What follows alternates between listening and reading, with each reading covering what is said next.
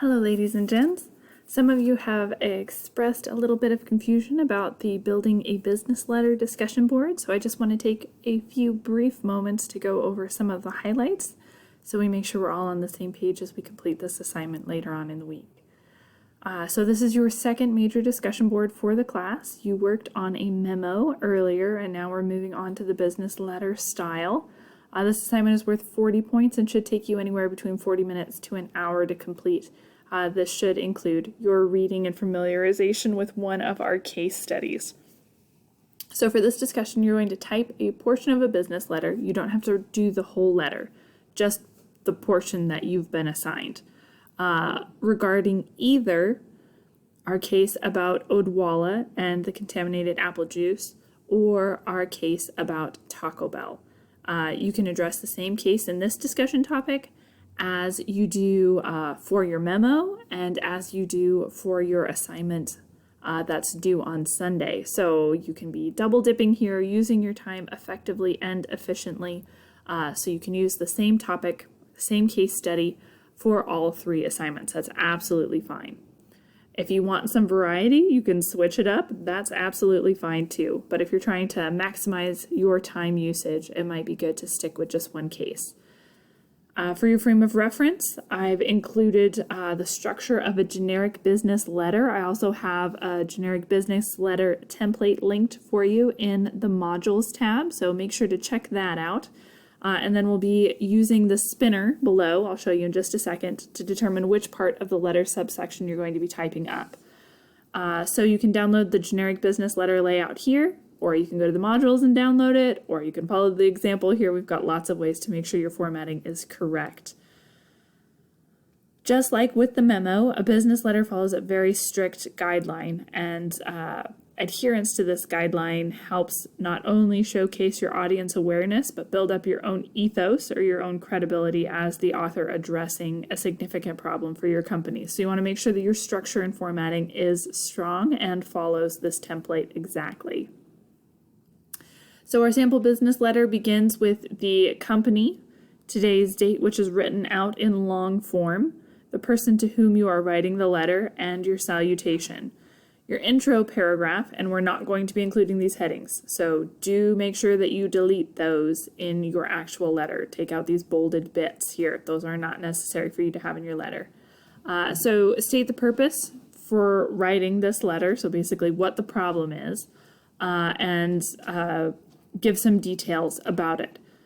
Noted here for you, we want to use second person you, and we want to create an empathetic bond with the reader. You'll note as a different tone from the memo. The memo is very straightforward, very business-like, a little bit more distance.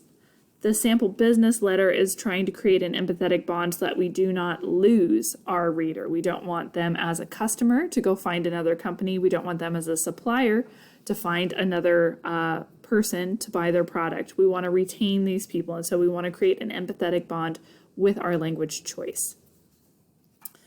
Our body paragraphs are going to make up the bulk of this letter. We want about 3 paragraphs, anywhere between 3 to 6 sentences each. There's no exact number, it just depends on how well you're addressing the specific concerns here. So the first paragraph needs to summarize the incident, give the details. Think about this as like a newspaper reporter, the who, what, where, when, why, how kind of approach is what you want to do in this first paragraph. Paragraph 2, you're going to be describing your company's response. So what steps are being taken to fix the problem? We want to be highly specific here as well. We want this to be very tangible so that our reader knows specific things are being done to fix the problem. It's not going to happen again, and so they should remain our customer because we have fully addressed the issue. In paragraph 3, point out 1 or 2 actions the reader and employees can take to protect business, to protect his reputation, to preserve this fragile relationship with the reader. We want to be positive, but I like this note, we don't want to grovel. So keep a professional tone throughout the letter.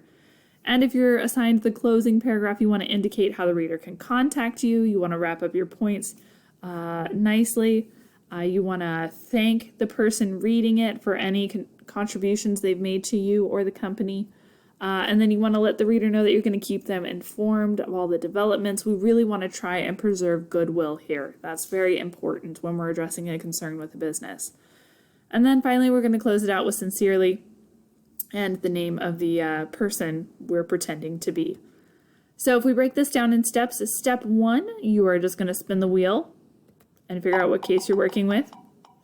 If you want to work with the case you did for the memo, that's absolutely fine too. And then you're going to go down to our fabulous little spinning wheel and figure out which section of the business letter you're going to be working on. In this case, woohoo, congratulations, you get to do the introduction paragraph. And so you would go ahead and give that summary of the issue for the person involved. When you submit this, you only have to submit the template here. So this top part should all be a part of this, and then your section of the letter. You don't have to do all the rest of this. Just submit your section of the letter for me. And that's how we're going to get this thing done. You're going to post your response by clicking reply below in this discussion board. I'm going to be grading on completeness, depth of thought, and grammatical correctness. So as always, do make sure to carefully proofread. If you have any questions, reach out. I'm here to help. But that is a quick rundown on discussion 2, which is all about building a business letter.